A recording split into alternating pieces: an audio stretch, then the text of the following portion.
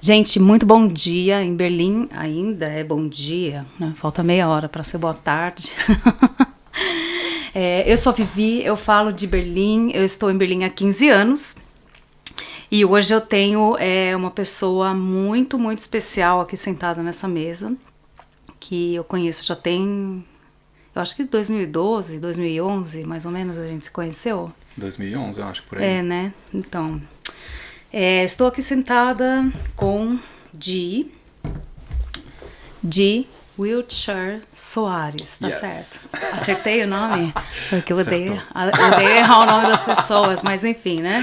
Nesse país não, as pessoas são diversas e a gente pode errar, isso é fato. Bom, Di é uma pessoa sem pronome e que de fato não se incomoda quando erram o pronome, tá tudo bem, correto? Especialmente se errarem pra ele. Quer dizer, não é nenhum erro. É só uma forma de ler. Sim. É uma maneira de leitura, não sei. Di chegou em Berlim em 2010. Você veio direto para Berlim? Direto para Berlim. Entendi. Rio Berlim. Porque teve pessoas que fizeram uma via sacra, né? Como eu, então. Direto para Berlim e nunca mais saí. Yes. A gente só sai para visitar a família, né? Essa que é a verdade. Então, Di é psicóloga de formação pela UFRJ e está há 9 anos trabalhando com aconselhamento psicossocial em escolas. Escola infantil ou é de criancinha? Como Adolescentes. É uma escola de nível médio. Ok. Como né? se um Do ensino médio sétimo no ano Brasil. até o Abitur, que é a formação escolar. Entendi. Mais alta. O ensino médio no Brasil, né?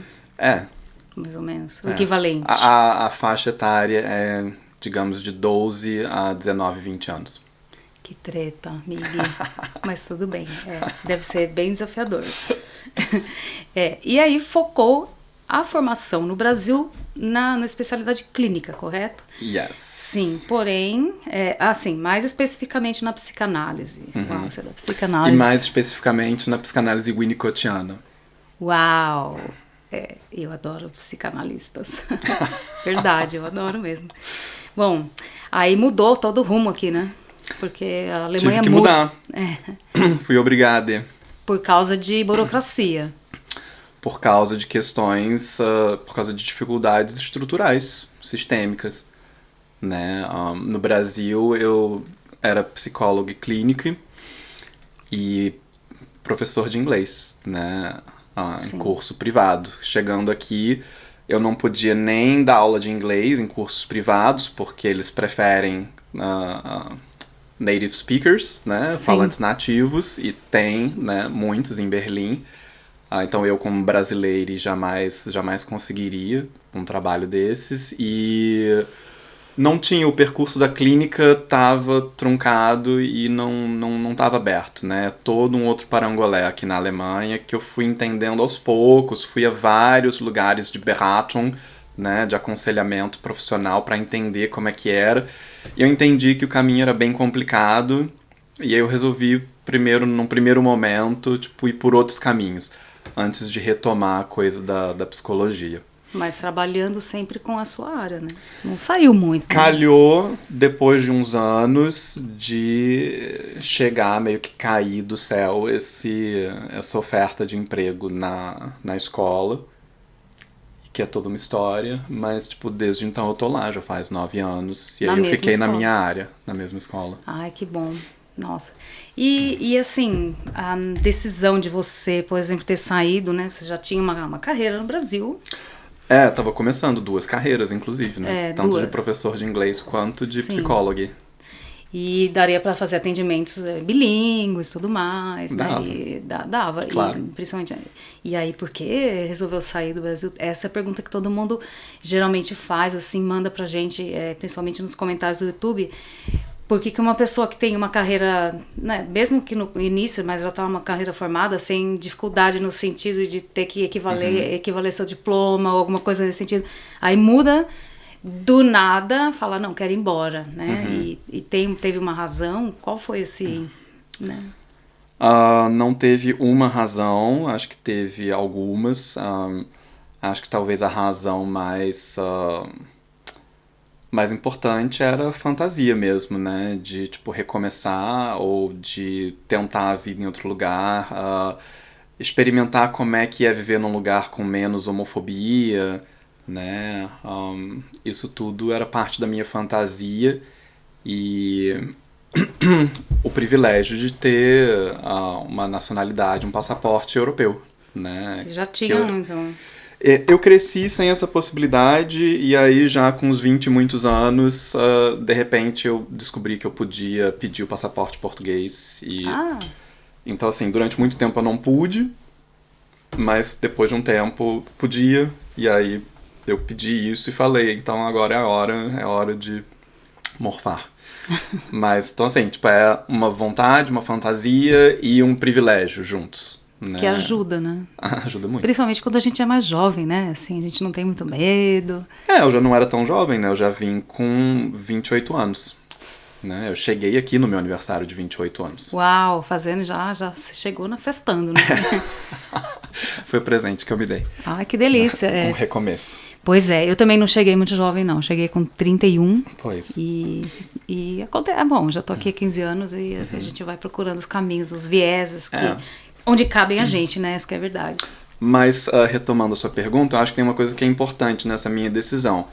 Que foi o fato de, no Rio de Janeiro, mais especificamente, eu nunca ter me sentido muito pertencente à cultura, né? Tipo, eu nunca fui muito do carnaval, eu nunca fui muito de praia, eu nunca fui muito, né, daquela carioquice toda.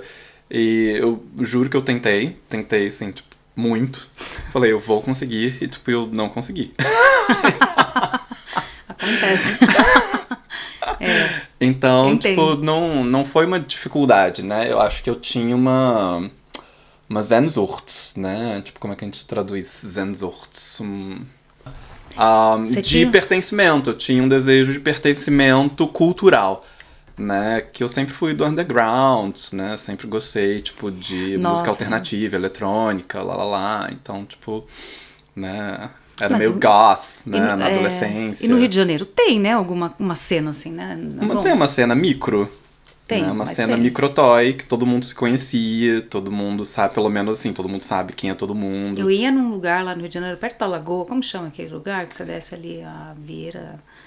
E vai lá. É um lugar que não tem mais. Era Dama de Ferro. Dama de Ferro, exato. Eu ia a Fosso Box era em Copacabana. A Dama de Ferro, toda vez que eu ia pro Rio, eu caía naquele lugar e depois fui pra Fosso Box também. Algumas vezes, não me lembro. Mas a Dama de Ferro já era assim, uma late generation, né? Tipo, porque tipo, tudo começou na Bunker 94. Na Bunker 94. Na extinta Bunker 94. Essa parte eu não peguei, porque quem vem de São Paulo, né? Eu só ia. Eu sou sempre turista lá no Rio. Sempre fui turista e na casa de amigos e me leva que eu vou, entendeu? Sim. Foi meio que isso. E aí você procurando essa identificação, né? Assim, procura uma identidade mesmo entre os lugares que você... Então você resolveu vir pra cá. Menos identidade, mais pertencimento. Pertencimento mesmo. É.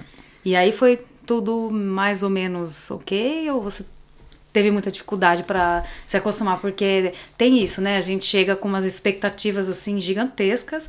E aí, em algum determinado momento, fala, não é isso. Não gostei do povo, não gostei disso. A língua desesperadora. E, sabe, a maior questão do povo brasileiro que eu vejo aqui é a questão da língua. E acho isso muito importante de falar. Se pra você também foi uma enorme barreira ou não, né? Não tem como não ser uma barreira. Para mim foi uma barreira talvez um pouco menor, porque eu tenho habilidade linguística, né? Tendo sido professor de inglês, etc.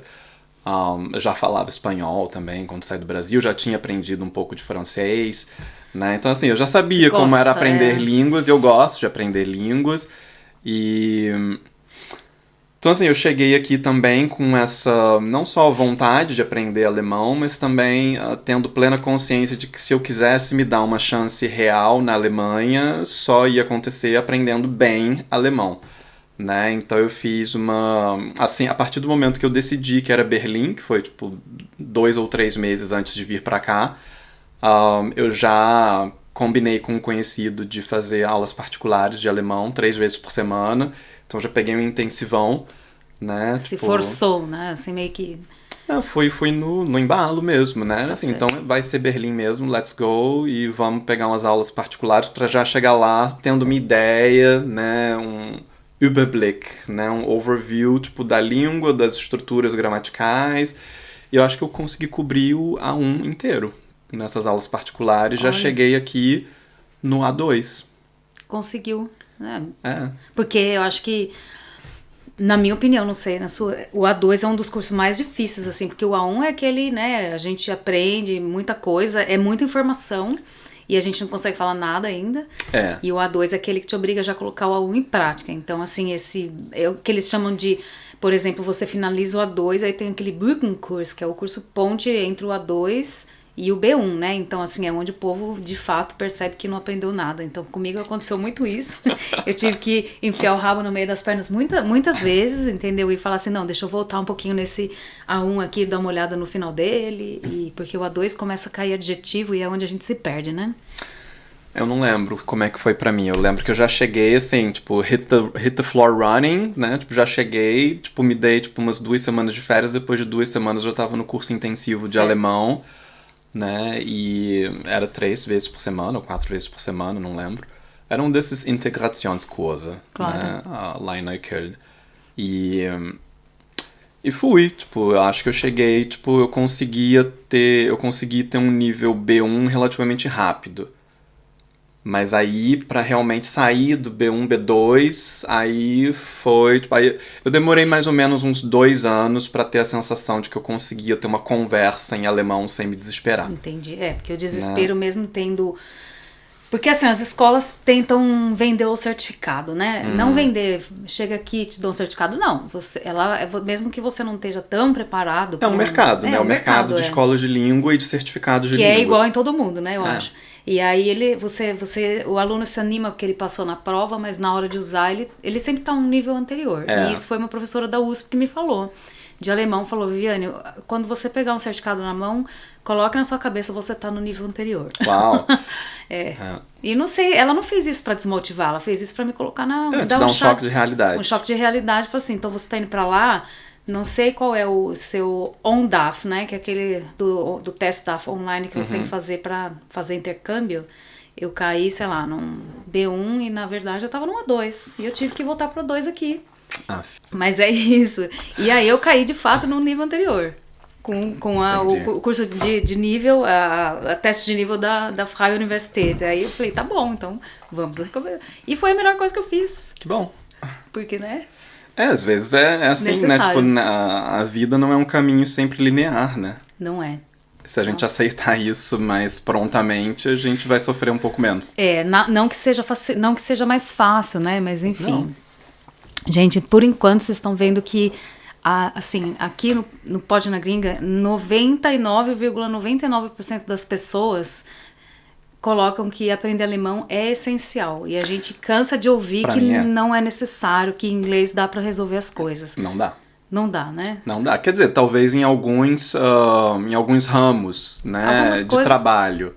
Mas aí você vai ter aquilo resolvido no trabalho, na sua empresa, na sua vida, né, particular e na sua vida, né, amtlich, né, de resolver os parangolés, tipo aqui na Alemanha. A burocracia você não vai resolver com inglês em geral. É, porque mesmo a pessoa colocando na hora H, colocando no Finanzamt, que é, né, a receita, no caso, né? Não tem como, eles não mandam uma carta pra você em inglês. Não mandam. E pra mim, assim, é uma coisa subjetiva também, né? Ainda mais dependendo de como você lida, né? Ou lido, ou líder. A maneira como as pessoas me tratavam quando eu não falava alemão, quando eu não falava bem alemão, era bem hard. E aí eu percebi uma mudança extremamente nítida a partir do momento que eu falava bem alemão. E que eu não precisava mais perguntar por palavras, e que eu não titubeava mais. Eu percebi que a lida das pessoas mudou completamente. Antes eu era tipo assim, as pessoas me tratavam mal, né? Se eu perguntava se podia falar inglês às vezes, né? Sim. Ou se eu abordava falando inglês, né? Por vários motivos, que eu já me inteirei de muitos motivos possíveis pelos quais as pessoas não gostam que você já chegue falando inglês. Mas, né, eu chegava a ser... Eu me sentia mal, porque eu era tratado, né, tipo, muito mal. E aí depois isso mudou. Eu acho que na sua lida social, quando você mora num lugar, né, você não quer estar exposto a ficar sendo tratado mal, né, Não. socialmente. Eu acho que essa é a reclamação de muita gente que chega e, sei lá, fica uns 2, 3, 4 anos aqui. Eu digo 4 porque é o momento crucial que você pensa se você de fato quer ficar no lugar ou não. E já deu tempo de aprender um pouco de alemão, vamos lá. Sim. Se você se empenhar, né? Sim. Óbvio. E quem não aprende tem sempre a mesma reclamação. Ah, eu não aguento mais, eu tô sendo maltratado o tempo inteiro, as pessoas gritam comigo, eles precisam de trabalhadores no país, é de fato mão de obra, é necessária, mas eu acredito que se você não aprende a língua, não adianta a mão de obra ser necessária, porque você vai ser, assim, maltratado por muita gente que tá cagando se você precisa seu país precisa de mão de obra, né? E aí a gente vai, né, deliberar, tipo, nas razões disso, né? Eu já ouvi vários motivos, por exemplo, as pessoas não gostam que simplesmente se presuma que todo mundo fale inglês. E, de fato, as gerações mais antigas da Alemanha, dos alemães, não aprenderam inglês na escola. Não. Né? Aprenderam russo. Né? Então, as pessoas, muita gente não fala inglês. Exato. E é, assim, uma porcentagem grande. Além disso, tem gente que, né, gosta que se você não fala alemão, que você primeiro introduza, né? Tipo, fale, eu não falo alemão, será que você fala inglês? Ao invés de já chegar blá, blá, blá, em inglês, né?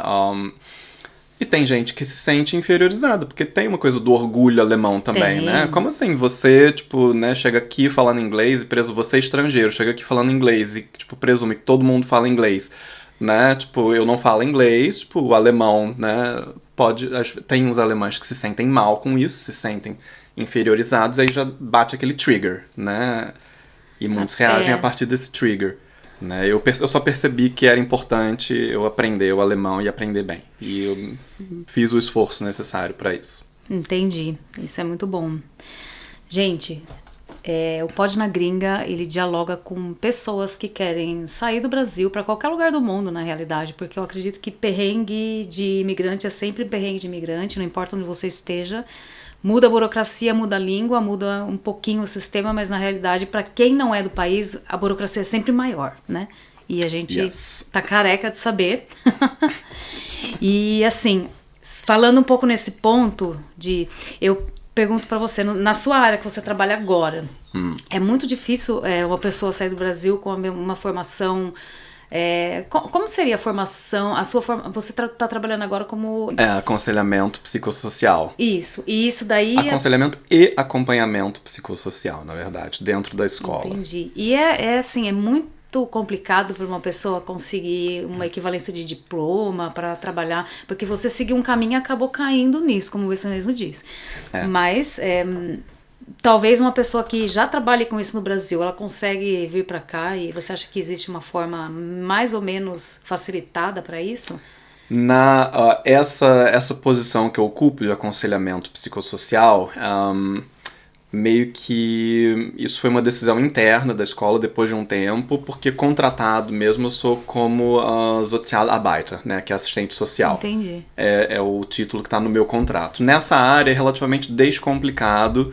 Se você vem da área social ou até da psicologia, é relativamente descomplicado ser contratado para trabalhar numa instituição, para trabalhar na área social. Inclusive, a área social da Alemanha é uma das que está com muita defasagem de mão de obra qualificada, até porque, né, tem vários parangolés envolvidos, inclusive o fato de ser uma área que é estruturalmente meio oprimida, né, com precariedade de contratos e etc., e os salários, que também não são incríveis, né? Estão entre das áreas qualificadas na Alemanha entre os piores salários. É verdade. Né? Então não é uma área dos sonhos na Alemanha, porque a gente está meio que remando contra a corrente. E você não acha que nesse caso, por não ser uma área dos sonhos, por não ter um salário maravilhoso e por faltar muita mão de obra, isso talvez seja facilitado de uma certa forma, por exemplo, para quem vem do Brasil, para quem vem de outro... Você acha que... Acho que rola, acho que deve ser relativamente... Se a pessoa souber falar alemão, é relativamente descomplicado. O alemão não tem como retirar. Não tem como sair da área social na Alemanha, né, como entrar na área social da Alemanha sem falar alemão.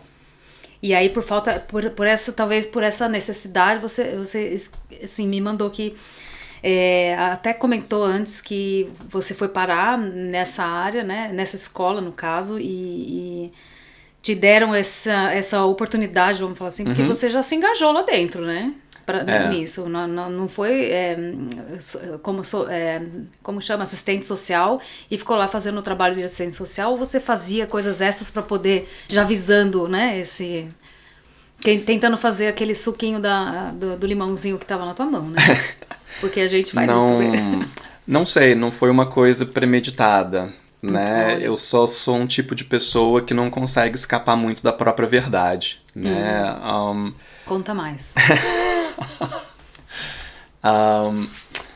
Não sei, eu acho que ficou muito nítido desde o momento que eu comecei lá que o meu carro forte era realmente o aconselhamento psicológico, né? Que eu era, né? A minha formação era de psicólogo, sim, né? E que isso era o meu talento, e continua sendo. E que por mais que eu tentasse, né? Eu fui treinado internamente na instituição para ser assistente social, mas depois de um tempo, né, meu chefe percebeu que por mais que eles forçassem a barra, né, eu ia sempre ser tipo um assistente social tipo razoável, né, mas que eu sou bom como psicólogo, então por que não aproveitar essa qualidade, esse talento que eu trago para atender uma demanda que está presente ali também e precisa ser olhada e acompanhada. E muito tempo na escola já, né? Então, muito tempo eu fui galgando também os meus lugares, né? Muita supervisão também externa, ajudando né, ao meu time de assistentes sociais perceber que o que eu trago para a escola realmente é uma mais-valia muito rara, né? Que é ocupar vários lugares de discriminação, né? Tipo, sendo uma pessoa queer, sendo uma pessoa lida como não branca na Alemanha, sendo estrangeiro do sul global, tendo português como língua materna, né? Tipo, tudo isso forma um perfil muito específico, muito único que, né, o nosso supervisor externo uma vez me descreveu como sendo uma ave do paraíso, né? Olha. Que obviamente precisa ter condições especiais, né, e proteções especiais para trabalhar numa instituição alemã, onde a maioria das pessoas é branca, cis, heterossexual, né, tem alemão como língua materna, etc, etc, etc. Então eu tô ali, né, dentro de uma instituição dando basicamente, né, principalmente no início, murro em ponta de faca, né? E se não fosse uma consciência de que eu sou uma ave rara, né, que precisa de condições especiais, talvez eu não estivesse mais lá. Entendi. Né? Mas isso felizmente aconteceu e eu fui galgando o meu espaço ali dentro. Até que a Bonite conseguisse ganhar um prêmio, né? Yes. Me conta desse prêmio. Então, foi uma sorte de entrar numa instituição que, claro, já tinha uma visão, né, pedagógica de abarcar questões LGBTQIA+, dentro da escola. Eu cheguei lá, já existia um grêmio chamado Respect Club, que é o Clube do Respeito, que era um grêmio que se encontrava de professores e alunos, que era freiwillig, né, era voluntário, depois do horário escolar, se reuniam para falar de questões relativas à diversidade sexual. E aí eu cheguei e falei, mas cadê a diversidade de gênero? Né? Porque, não que não tivesse abertura para isso, mas não estava muito presente. Entendi. E eu acho que na escola, especialmente quando você trabalha com adolescentes, a questão do gênero está muito mais presente do que a questão da sexualidade, né? Porque Sim. por mais que, né, naquele processo de, né, dessa Mittelstufe, né, desse ensino médio, é exatamente quando eles entram na puberdade, vão passar por esse processo de, né, de encontro, de definição da personalidade, identidade, etc. De olhar pra si. A sexualidade, às vezes, ela vai ser resolvida tipo, um pouco mais tarde. Mas a identidade de gênero, ela está presente desde o primeiro dia que a gente nasce, né? Seja de uma maneira forçada e imposta, ou seja de uma maneira realmente refletida e de experimentação. Todo mundo está experimentando ou reafirmando o gênero todo dia da vida. É verdade. Né? Então eu acho que assim, não tem como passar por uma escola que a gente também se propõe a ter um acompanhamento psicossocial sem falar de gênero e de identidade de gênero, mesmo que seja de identidade cisgênero, né? Porque é importante falar sobre identidade. A identidade está presente em todos os momentos. E aí você elaborou exatamente o que nesse? Porque eu estava lendo aquele. Não, e também eu encontrei coisas em alemão, né? Também falar sobre esse prêmio que você ganhou no Clube do Respeito, no caso. Foi, acho que talvez a coisa, o maior reconhecimento por esse trabalho que eu já recebi aqui na Alemanha, mas nem de longe foi o único. Mas foi um prêmio que era do... Posso falar o nome do Verlag? Da editora? Era do Cornelsen Verlag, que é uma editora super de renome, junto com a Antidiskriminierungsstelle des Bundes, né? Que é a instância antidiscriminação da federação. Da Alemanha. Né? E, então, assim, uma agência nacional que tinha um concurso chamado Fair at School, né, para dar um prêmio para projetos antidiscriminação em escolas. E aí eu falei, soa como algo que o nosso Respect Club possa, né, ganhar algum reconhecimento. E aí eu inscrevi, o projeto. Você que achou o projeto e eu achei o projeto, inscrevi o projeto e, assim, já tinha rolado bastante coisa, né, dentro desse Respect Club. Eu vi, por exemplo, a possibilidade de renomear alguns banheiros da escola que eram para uso único, né? Falei, não tem por que a gente, por exemplo, 2 banheiros de uso único, um do lado do outro, e aí as pessoas normalmente colocariam, era o caso, né? Um era masculino, outro era feminino. Eu falei, por que a gente não diz que os 2 banheiros são de gênero neutro, né? E um é para sentar apenas. E o outro as pessoas podem urinar em pé, né? Porque tem um mictório. Né? Mas a gente declara os 2 banheiros de gênero neutro. Mas sempre dá pra entrar no do mictório e fechar a cabine e ficar quieta lá fazendo xixi. Era um banheiro de uso único, né? Então você entra, fecha a porta e você ou usa o vaso ou você usa o mictório. Né? Então, assim, não era um no-brainer, né? Era uma questão, assim, que não tinha muito o que pensar. Né? Numa instituição que está aberta para isso, foi fácil conseguir esse tipo de coisa. Então, assim, foram essas medidas, esses degraus que eu fui galgando.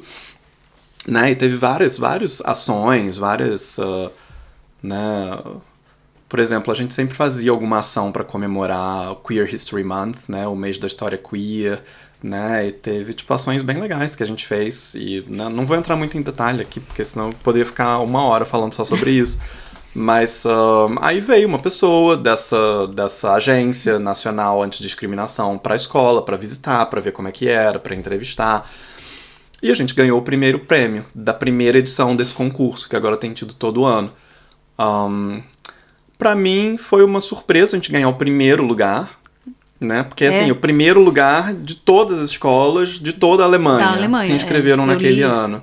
Né? Então, assim, pra mim foi uau! Né? Então, assim, essas coisas que eu tô fazendo aqui são o suficiente pra... Né, colocar a escola nesse grau de reconhecimento de que a gente está fazendo uma coisa que é legal, assim, para ganhar o primeiro lugar em toda a Alemanha, em relação a um projeto antidiscriminação. E aí também veio um pouco mais de reconhecimento da escola pro meu trabalho, né, um pouco mais, de reconhecimento, né, isso que Di tá fazendo, é tão bacana assim, né? Porque eu acho que, muita gente na escola meio que fala, isso aí que tá rolando, né? whatever. Deixa de fazer. Né? Deixa de fazer. Mas aí, de repente, veio, assim, uma qualificação, não sei, um reconhecimento extra, né?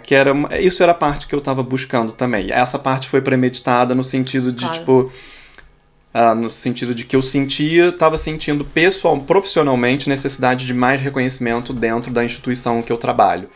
Né? Aí eu falei, como é que eu posso fazer isso? Porque eu sei que o que eu faço aqui é uma coisa de qualidade. Exato. Aí eu fui procurar, né, uma maneira de validar isso e encontrei essa e, né, calhou que a gente conseguiu a maior validação possível. Eu acho que nós, como não alemães, no caso, não nascidos aqui, a gente sempre tem que fazer o trabalho de formiguinha, né? É um pouquinho aqui, um pouquinho ali, mas de repente consegue um reconhecimento que talvez para muitas escolas isso não seja importante, talvez até para a escola onde você trabalha isso não fosse, tudo bem, tem isso, deixa acontecer e tal, porque, né, é uma coisa a mais. Mas pensa para a criança que tá lá, né, para adolescente ou pré-adolescente, não sei, que se identifica, né, como uma pessoa queer, que ficava sempre escondendo dos amigos, das amigas todas que tava lá. Não, eu não posso falar exatamente quem eu sou, não posso sair do meu casulinho porque eu tenho medo É muito importante você falar isso, porque esse é exatamente o foco, né, da questão queer na educação.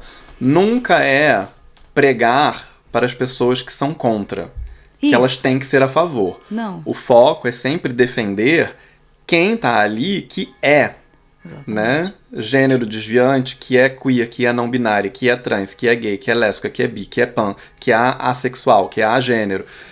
É sempre uma questão de defender essas pessoas e de falar, a vida é possível, né, porque a taxa de suicídio ou de tentativa de suicídio entre jovens LGBTQIA+, é tipo de 6 a 7 vezes mais alta que entre jovens cis heterossexuais, pelo menos aqui na Alemanha. Né? Eu não sei qual é a estatística no Brasil e em outros países, mas é muito mais alta, porque em geral é sempre, né, a mensagem que os jovens recebem é não só você não é aceitável você ser quem você é, como a sua vida vai ser tipo de muito difícil a impossível, né? Essa aceitação social.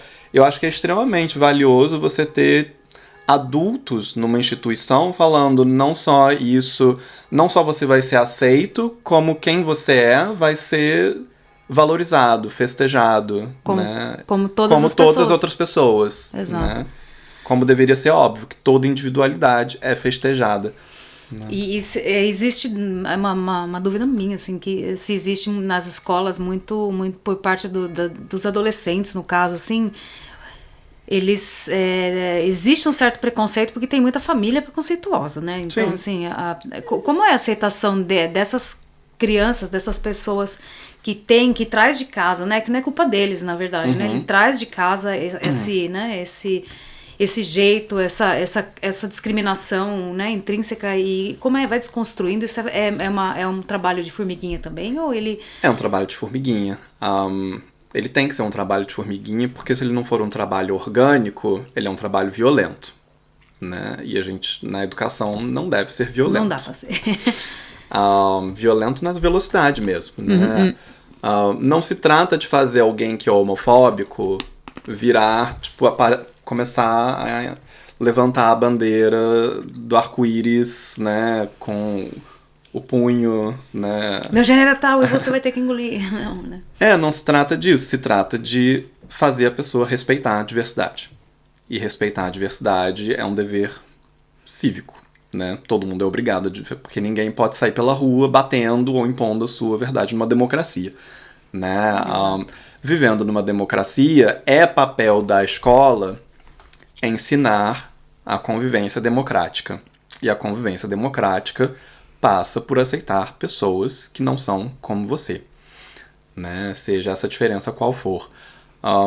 Então, sim, não é um problema. A escola é uma instituição de ensino que está preparada para ensinar, e ensinar também para a vida, né? Eu acho que, assim, não importa...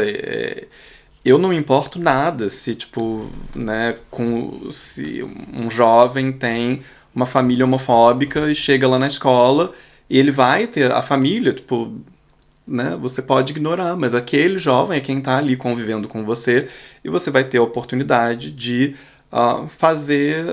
incutir ideias de respeito naquela pessoa, né, porque ele pode não celebrar a sua existência, mas pelo menos ele vai ter que respeitar a sua existência e de colegas e professores e outros funcionários da escola que sejam possivelmente LGBTQIA+.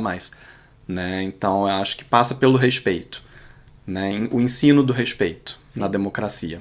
E você vê bastante casos de sucesso lá na escola onde você trabalha, ou você também faz esse trabalho em algumas outras instituições? Eu nunca fiz o trabalho em instituições, mas eu já fui convidada várias vezes para fazer o trabalho de multiplicador tanto do Senado berlinense quanto para instituições de Sozialarbeit aqui na Alemanha, para fazer o trabalho de multiplicação para professores e assistentes sociais, né?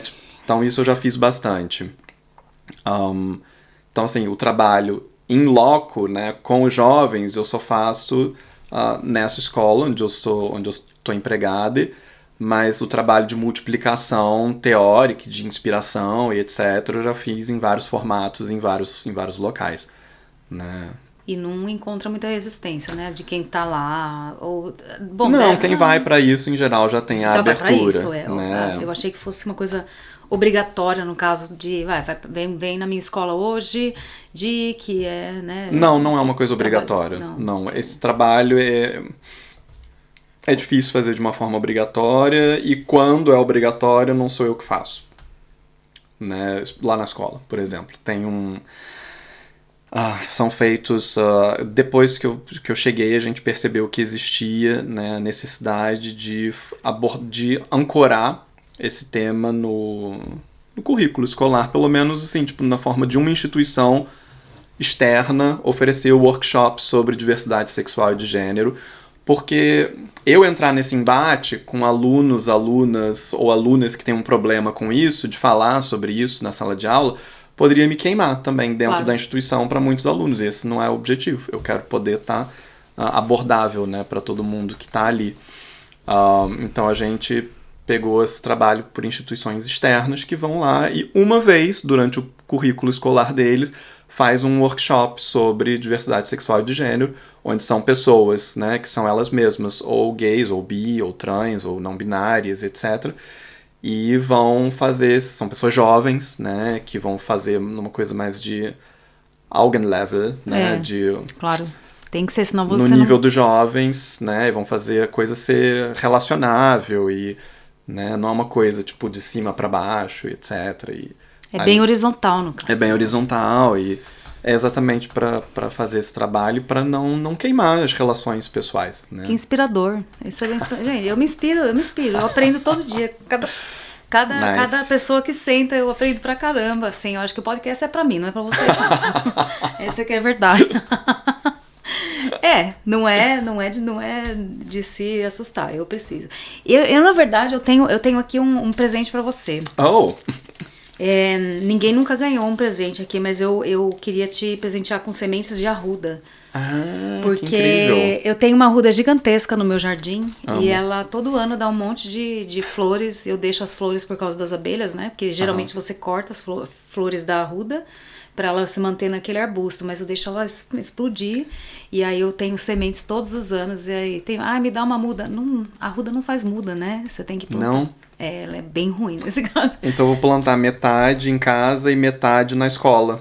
Para a comunidade brasileira poder ter acesso a uma arrudinha, porque não tem nada melhor do que aquele cheiro de arruda molhada quando cai chuva. Uma coisa, por exemplo, eu vi que... Bom, você me mandou também um artigo do jornal Tats, que é sobre a inclusão nas escolas também, né?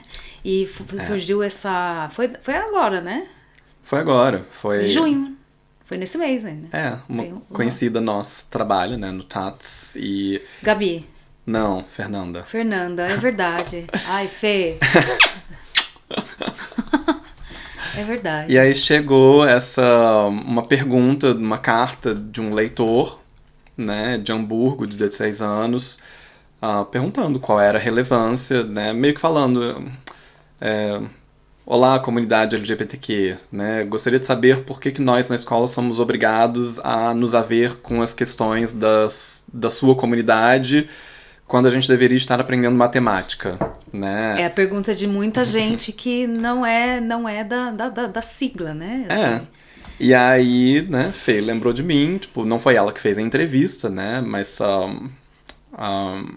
ela falou, conheço uma pessoa que trabalha com isso, poderia responder isso, e aí me colocou em contato com uma colega do jornal que me entrevistou, tipo, pra saber, né, qual é a importância, né, por quê?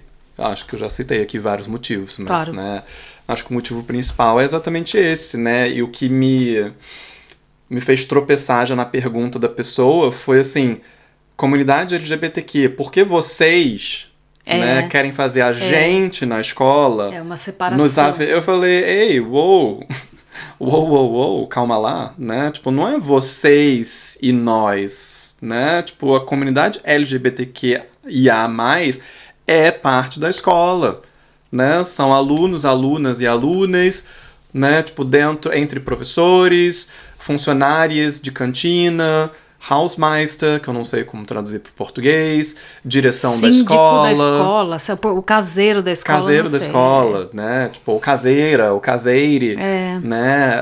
Direção, assistentes sociais, psicólogos, né? Tipo, todo mundo. Todo mundo, pode, né? Qualquer pessoa que tá dentro de uma escola, né? Tipo, pode estar dentro da sopa de letrinha. Né? Então, assim, não é um nós e vocês, né? É, tipo, só existe um nós. Comunidade é comunidade, não só da LGBTQIA+, né? Mas é comunidade em geral, né? É porque eu acho que as pessoas não entendem que a falta de visibilidade não significa não presença. A falta de visibilidade só significa que as pessoas não têm coragem de se assumir, porque elas preveem, né, ou tem medo de violência, ou de bullying, né, ou de gracinhas, ou de estigma. De não conseguir um emprego e tudo mais. Não conseguir um emprego, ou de fazer a situação no emprego ficar difícil, né, de serem consideradas menos a partir do momento em que elas, né, fazem um outing. Então, acho que as pessoas têm que entender isso. A não visibilidade não significa não presença. Né? O fato de você não ver e não saber que você tem colegas ou, né, ou funcionários LGBTQIA+, não significa que eles não estão aí. Né? Só significa isso, que você não sabe. Portanto, gente, não tem nada de ideologia de gênero. Isso não existe, cara. Existe. Isso não existe, não existe. Só existe respeito. Ninguém quer colocar nada goela abaixo. E como já falaram, assim, por que vocês querem mais direitos do que a gente? Sabe, ninguém quer mais direito. Todo mundo só quer direitos, entendeu? Queremos direitos iguais. Se existe direito de casamento, a gente também quer. Se existe direito... O direito tem que ser pra todo mundo e não só assim, pra quem é hétero, né? A gente tá batalhando pelo direito de sobreviver, pelo direito de trabalhar, pelo direito de ser visto como ser humano. De não apanhar na rua. De não apanhar na rua, de poder dar a mão sem receber né, sem ser acossado. Né? Então calma lá, que excesso de direito é esse que estão vendo? Que a gente não tem nem os mesmos direitos ainda, e tipo assim, qualquer pessoa que dedique um pouquinho de tempo, né, pra olhar realmente a situação vai ver que essa é a realidade. Então, tipo, hello. E fora esse trabalho necessário, você gosta de fazer o quê em Berlim? Eu gosto muito de passear nos lugares de natureza. Eu acho que é uma das coisas que eu mais gosto de Berlim é o fato de que você sai de um lugar, né, muito urbano, cheio de carro e prédios e, né, e lojas, trânsito, para um lugar super idílico, né, em geral em questão de minutos. Né? Mesmo que você tenha que pegar o transporte público ou bicicleta, mas você tem muitos espaços de chill-out na cidade, né? No clima quente, né? No clima de primavera, verão e início de outono. Nos 6 meses que o clima é aceitável para estar do lado de fora, você tem esse acesso a esses espaços de natureza e com muita calma, né? E eu acho que é o que eu mais gosto daqui. Às vezes tem ruas que são só árvores fechadas, assim, você sai de uma avenida barulhenta, entra na rua... eu lembro que quando eu cheguei aqui, eu lembro de ter visto a informação de que Berlim era a capital mais verde da Europa. Né? A gente esquece disso no inverno. Esquece, vira cinza. Né, fica assim, verde aonde? Mas... É a pedra no sapato, né? É total pedra no sapato. Mas no verão, tipo, é delicinha. E o que você faz no inverno para poder passar, né? Porque são, vamos lá, 3 meses de, alegria. 3 meses? 3 meses de alegria. Muito positivo. Não, 3 meses de alegria. E depois são muitos meses de, assim... Muitos meses de sofrimentos, Pra mim, assim, fevereiro é o pior. Fevereiro é o pior? Todos. Pra mim, em geral, é março, abril. Porque eu realmente já não aguento mais o frio. E às vezes o frio dura, né? Tipo, março às vezes é super frio ainda. E abril, às vezes você começa ali até meados de abril ainda super frio também. Às vezes até neva. E você fica assim, come on, já é abril, não aguento mais. Pra mim o fevereiro é pior porque ainda tem aquele gelo, né? Quando neva de verdade, geralmente é fevereiro. E eu sei que ainda tem vários meses pela frente pra aguentar. Sabendo disso que você acabou de falar, entendeu? Então, pra mim, o fevereiro é assim, ai, meu Deus, eu vou desistir de tudo. Então, eu sempre tento arrumar um trabalho no inverno que é pra, de fato, trabalhar, voltar pra casa, porque eu esqueço. Isso ajuda. Eu realmente, na época que o trabalho era mais escasso, eu sofria mais no inverno. A partir do momento que você, né, tá ali trabalhando no dia a dia e resolvendo, né, as coisas, né, burocracias, etc., a coisa meio que passa mais batido, né? Mas tem as coisas legais de inverno também, né? Você, tipo, ir pra casa de amigos e ficar cozy, tipo, com uma manta no sofá, vendo Netflix, né? Eu sou mais do chá do que do vinho, né? Fico com um chazinho, chocolate quente, alguma coisa que esquenta vegano, né? Com Hafermilch. Gente, leite vegetal. Aqui tem montão e não são caros, são o mesmo preço do São super acessíveis. A pergunta clássica aqui do nosso Pod na Gringa: qual foi o seu pior perrengue que te colocou? Falou, puta que pariu, o que fazer agora? Mas você foi lá e conseguiu resolver, porque a gente não desiste, né? Em todos esses anos de Alemanha...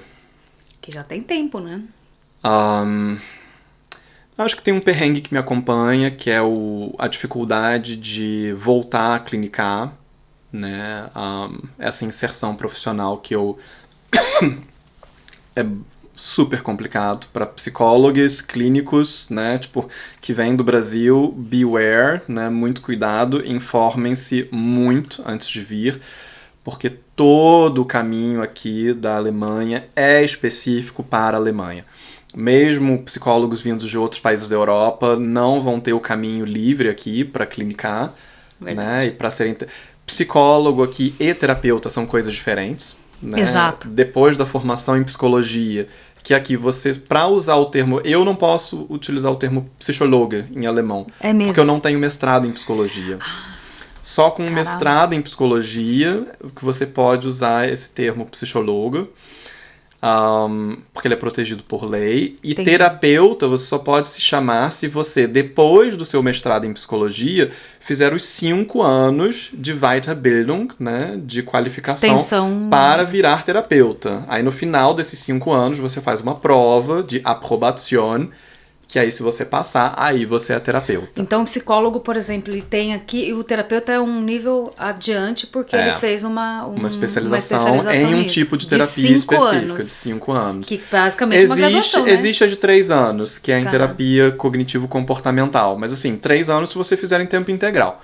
Né? Se depois de você já estar formado, com seu mestrado na mão, você ainda tiver a possibilidade de fazer um curso de 3 anos em tempo integral, ao invés de trabalhar, eu não sei quem é que tem esse tipo de privilégio, eu não conheço ninguém, né? Mas se você tem, tipo, legal, vai na fé, tipo, mais 3 anos e você é terapeuta cognitivo-comportamental. Se for psicanálise ou Tiefenpsychologie, né? Que é a junguiana, ou a sistêmica, que agora também entrou no rolê, aí são 5 anos. 5 anos. Em tempo integral. Gente, não é fácil. Não é fácil, né? Acho que tipo, para algumas pessoas é impossível, inclusive. Você pretende fazer alguma delas? Então, existe uma outra coisa aqui na Alemanha, que é a Psychotherapeutische Heilpraktiker. E aí sim, você com um diploma em psicologia... E aí não precisa nem necessariamente ser o mestrado, né? Aí cada caso vai ser um caso e vai ser analisado individualmente. Você pode beantragen, como é que é beantragen? Você pode dar entrada num processo burocrático que você vai ter que apresentar o seu currículo, suas qualificações, né? Escrever uma carta de, né, motivação, lá. E o Gesundheitsamt, né? Landesamt für Gesundheit, eu acho. O Lageso, né? Que é o que eles chamam Lageso. Que é o órgão de saúde, né, público, alguma pessoa... Ministério da Saúde, Ministério da Saúde, assim, né? vai analisar seu caso, uma pessoa vai te entrevistar, e se você preencher todos os requisitos, aconteceu comigo, você recebe a permissão para praticar a psicoterapia dentro da legislação da Heilpraktiker, que são as práticas de cura. Sim. Que é uma... Ai, no Brasil não é bem assim, né? Não Então, é... não tem essa... Não tem isso.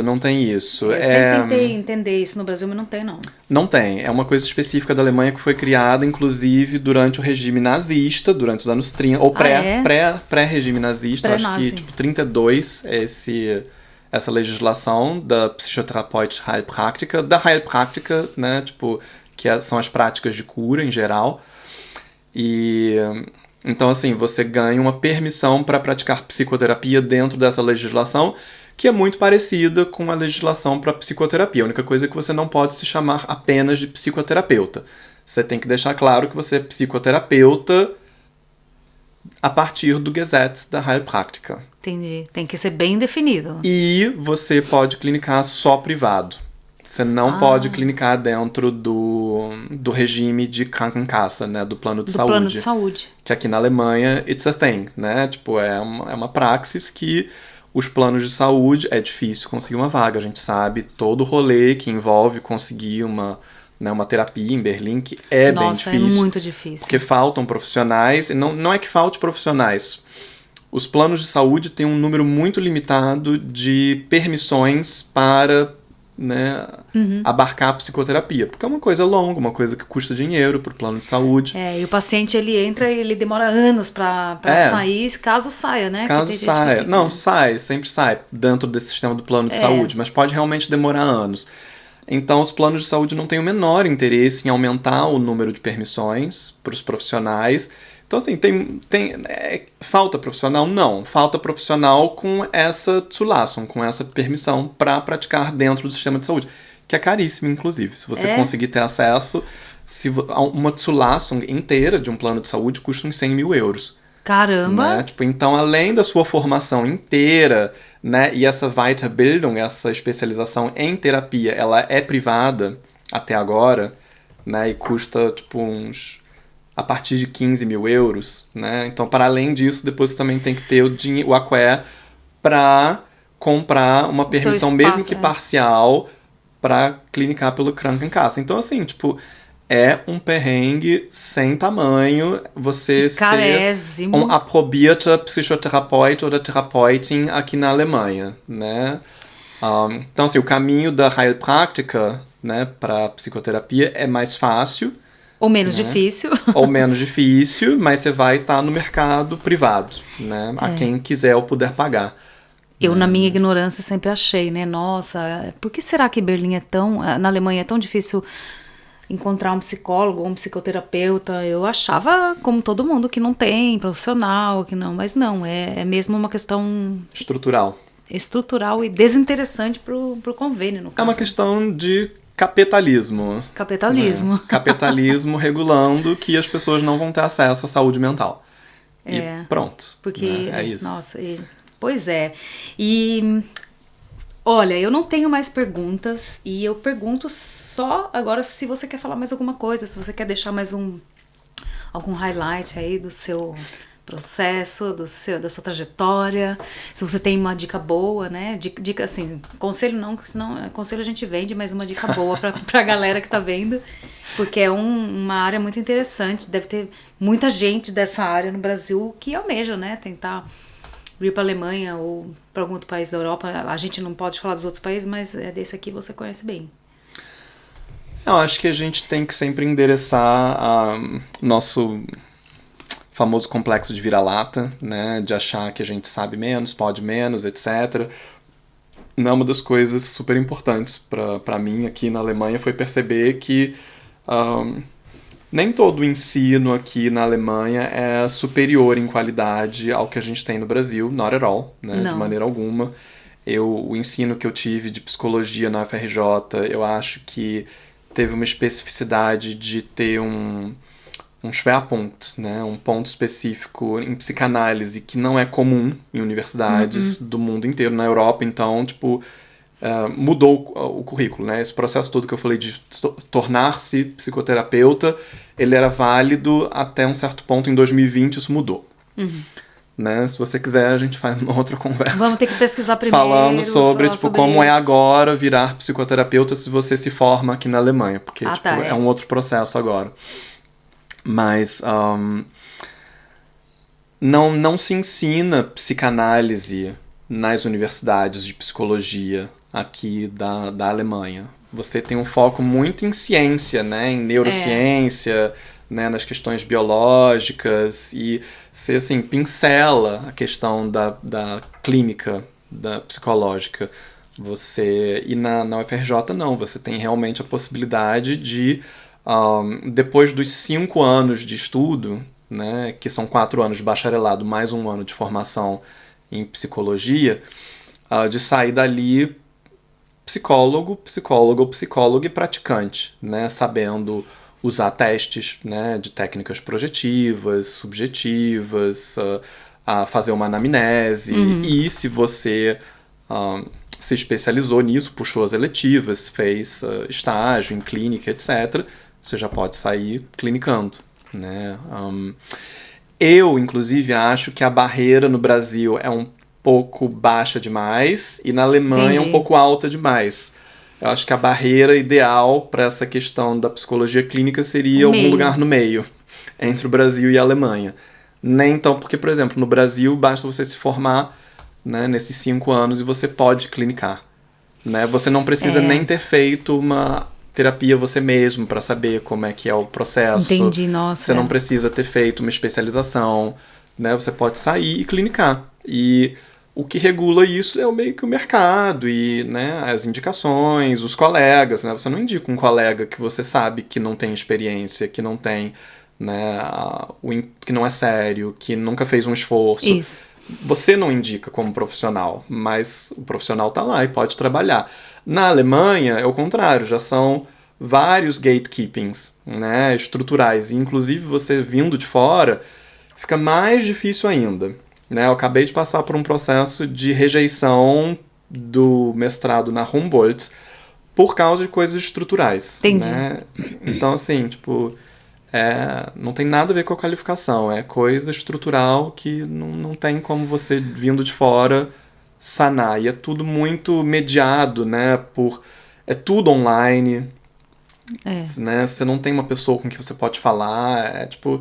É complicado. Esse mestrado é online também? Não, o mestrado é presencial, mas o processo de aplicação é todo online. Mas a gente sabe, é muito, muito seco, né? Vamos falar assim. Mas a gente sabe que se você talvez tentar numa próxima vez, a mesma aplicação pode dar certo, porque sempre vai de quem tá... Não sei, acho que não, porque na psicologia você tem uma desgraça que é um formulário para você preencher, você aplicante preencher. Para você provar para a instituição que você preenche as qualificações mínimas para frequentar esse estudo. Tá. E aí você tem que, listar todas as disciplinas, que eles dividem em umas categorias, você tem que listar todas as disciplinas dentro dessas Voraussetzungen, né? Dentro desses pré-requisitos. E eles vão decidir, baseado naquilo que você listou, se você sequer vai ser considerado para uma vaga ou não.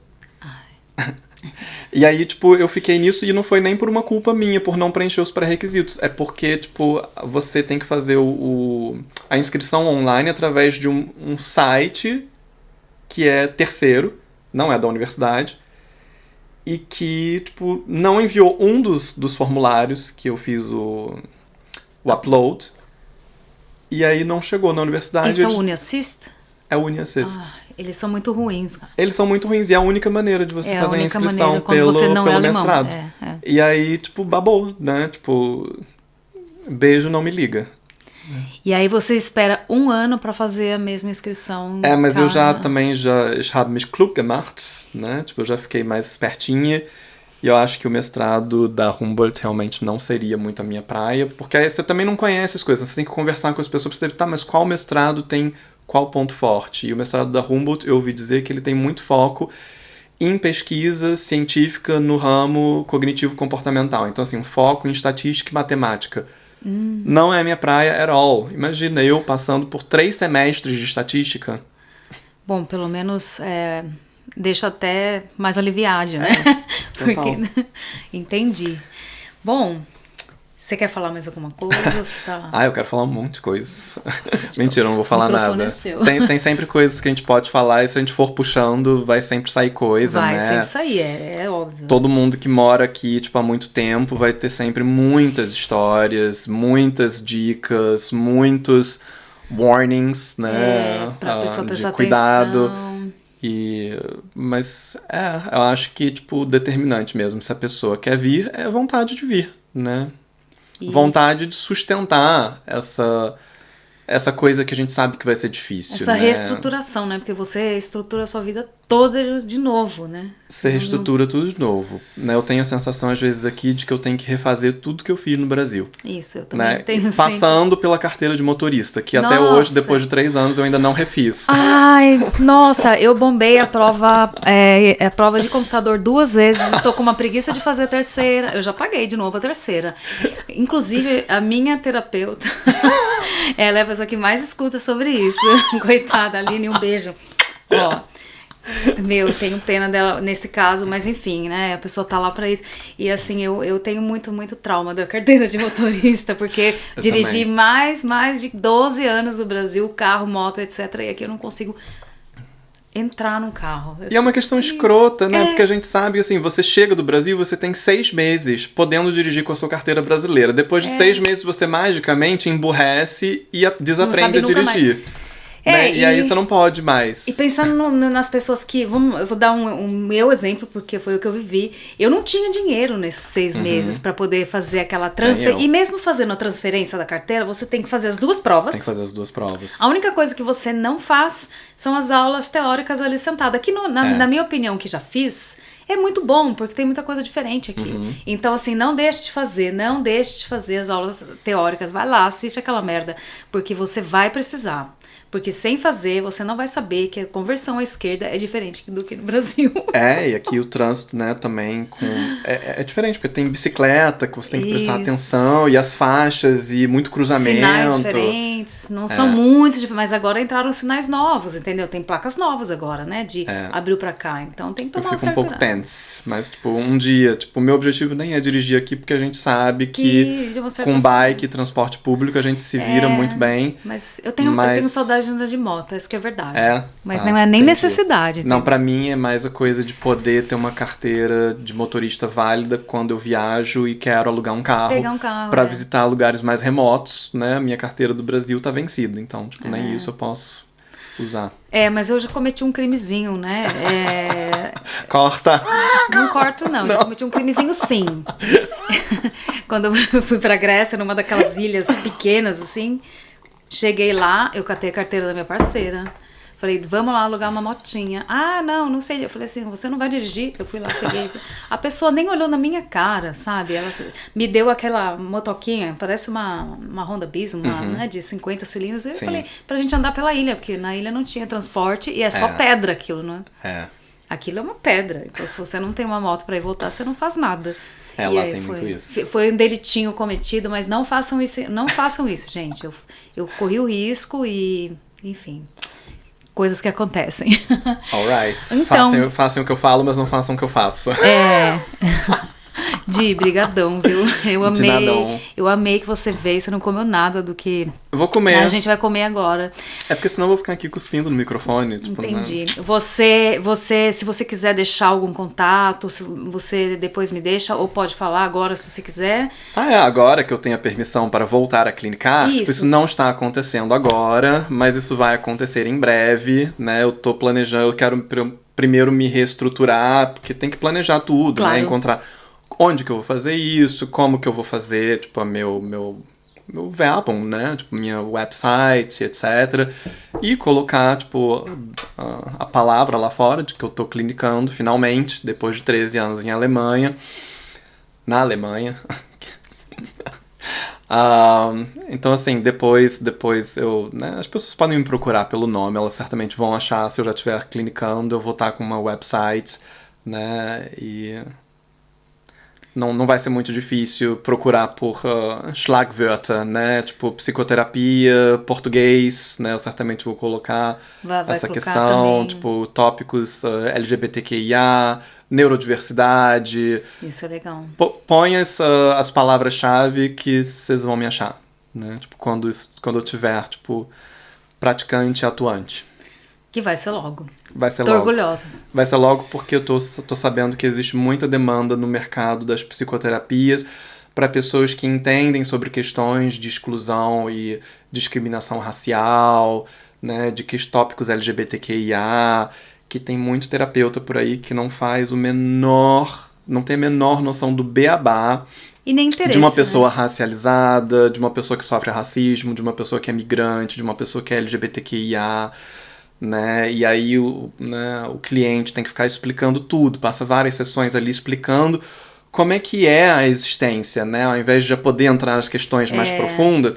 Então, assim, tipo, é um nicho de mercado que eu tô super disposta a entrar e dar um alento às pessoas, né, que precisam de Aquele abraço, alento. né? Basicamente a pessoa tem que se sentir abraçada, né? Senão ela não consegue ter força pra seguir. Ela tem que é se verdade. sentir que tem Incluída. ressonância, né, para a própria existência. Ressonância é a palavra, exatamente. Muito bem. Então tá. Muito obrigada pela visita. Obrigado você. Gente, muito obrigado por vocês que escutaram, que viram até aqui. Segue a gente nas redes sociais, Pode na Gringa em todas as redes, né? Inclusive no TikTok, não tem nada lá, mas tem também. Se inscreve no canal, deixa um like se você gostou e manda pra quem você achar que pode se interessar pelo tema. Deixa suas perguntas aqui, que Di pode voltar aqui depois e responder. Posso. Né? Posso responder Arrasou. algumas perguntas. Obrigada. Então, De nada. minha dica para esse resto de semana é bebam mais água, mesmo se tiver frio no Brasil, porque... Sempre importante se hidratar. Muito. Beijos. Beija. Até mais.